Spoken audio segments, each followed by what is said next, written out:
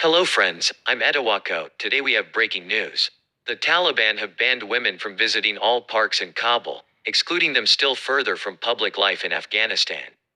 A spokesman for the Vice and Virtue Ministry told the BBC those managing parks in the capital had been told not to allow women in.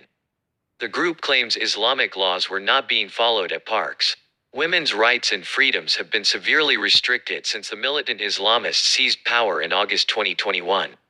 Under Taliban rules on segregating people by gender, women have been allowed to visit parks on 3 days every week: Sunday, Monday, Tuesday, and men on the remaining 4. Now women won't be allowed even if accompanied by male relatives.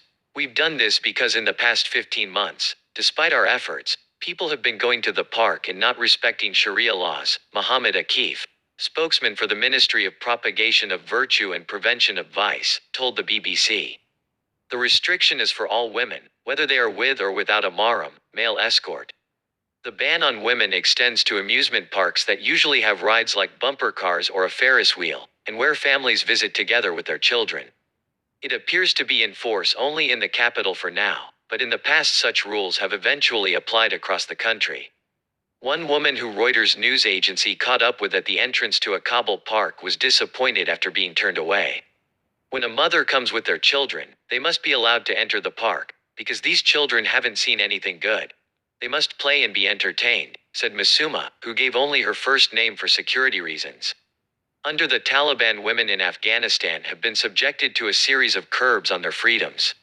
A number of women have been beaten for demanding their rights. Women are barred from going on longer distance journeys without a male chaperone. Teenage girls have still not returned to school in most of the country, despite Taliban promises to allow them to do so. While some women still work in sectors such as healthcare and education, most were told not to go to work after the Taliban swept back to power. In May, a decree was passed ordering women to wear the Islamic face veil in public, although some in urban areas can still be seen failing to comply. The Taliban have vowed there will be no brutal repression of women as there was when they were first in power in the 1990s. They say they now respect women's rights in line with Sharia law, and are not against women being educated or having jobs. But Western diplomats have indicated to the Taliban that resuming development funding for a country in deep economic crisis depends on the treatment of women improving. Yes, friends, this is our news today. What are your thoughts? Please do not forget to indicate your opinion in the comment section. Please don't forget to turn on notifications by subscribing to me.